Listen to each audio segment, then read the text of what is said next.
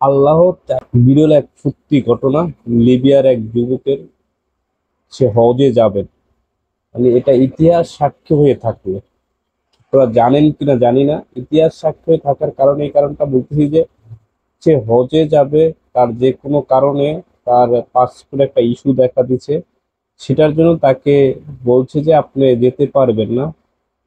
উনি শুধু আল্লাহর উপরে ভরসা রেখে একটাই কথা বলছে, আমাকে ছাড়া এ প্লেন যাবে না, বা আমাকে ছাড়া এই প্লেন যাবে না, এটা ইনশাল্লাহ আল্লাহ আমাকে সাহায্য করবেন। আল্লাহ কিরকম সাহায্য করতে পারে সেটা যদি আপনি বিশ্বাস করতে চান বা জানতে চান, একমাত্র ওনার এই কথাটা শুনলে বা ওনার এই ইয়েটা দেখলে আপনি বুঝতে পারবেন যে ওনাকে কেন উনি এই কথাটা বলছেন। আল্লাহর উপরে বিশ্বাস একই রাখাটা কতটা কঠিন বিষয় মনে করেন আপনারা, কতটা সহজ বিষয়, এটা সহজ করে নিলে সেটা আজকের এই ভিডিওতে তুলে ধরার চেষ্টা করব, যে ইতিহাস সাক্ষী হয়ে থাকবে এই বাস্তব ঘটনায়। তা হলো লিবিয়ার এই যুবক, ওনাকে হজে যাওয়ার জন্য উনি রওনা দিয়েছেন।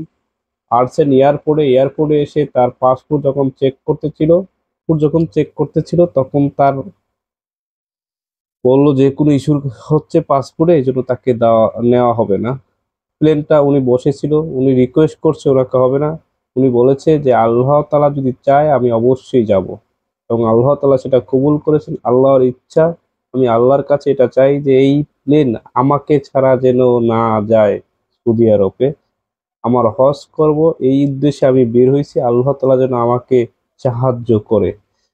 আপনি বুঝতে পারছেন কি একটা দামি কথা বলেছে উনি। ওনার এই হজে যাওয়াটা আল্লাহ কিভাবে কবুল করেছেন, এবং তার একটা প্রমাণ উনি আল্লাহ তাআলা দিয়েছেন যে প্লেনটা যখন ছাড়ে কিছু দূর যাওয়ার পরে প্লেনটায় ত্রুটি দেখা যায়, মানে যে কোনো সমস্যা দেখা যায়, তার জন্য প্লেনটা চলে আসে আবার ব্যাক করে।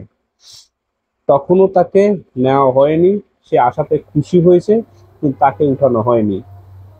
তারপর যে চলে গেল, প্লেন ঠিকঠাক করার পর আবার চলে গেল।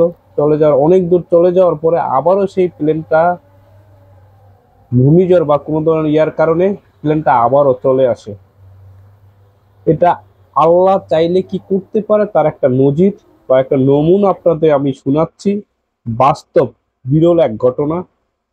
লিবিয়ার এক যুবকের হজে যাওয়ার সময় এই ঘটনা ঘটেছে, এবং এটা আপনি দেখতে পারেন। এই ভিডিওটা অনেক ফেসবুকে দেওয়া আছে, ইউটিউব, সবাই তো পারে এই ভিডিও, এই ইয়েটা নিয়ে।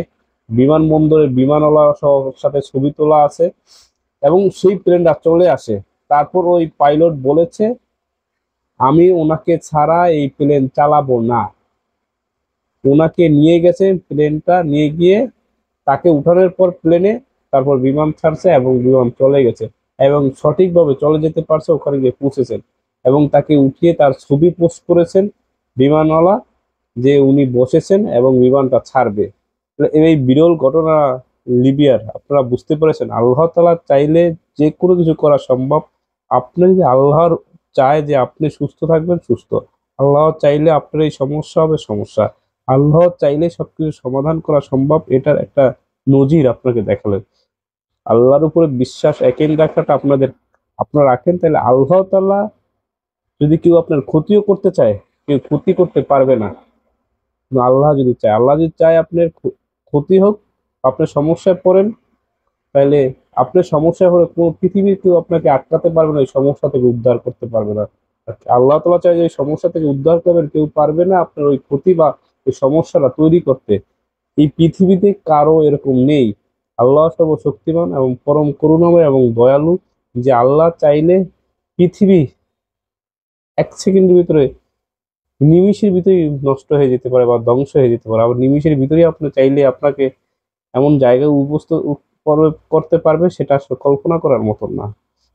এই জিনিসটা আপনার সবাইকে শেয়ার করে দিবেন এবং জানার সুযোগ করে দিবেন আল্লাহ তাআলা আসলে কি কি সুযোগ মানুষের জন্য তৈরি করেছেন, এবং এই উম্মতের জন্য তৈরি করেছেন হযরত মুহাম্মদ সাল্লাল্লাহু আলাইহি ওয়াসাল্লামের উম্মতের জন্য, এটা মানুষ কল্পনা করতে পারবে না। তাই আল্লাহর উপর ইয়াকিন রাখেন, বিশ্বাস রাখেন।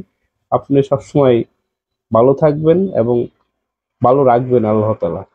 সবাই ভালো থাকবেন, সুস্থ থাকবেন। আসসালামু আলাইকুম, আল্লাহ হাফেজ।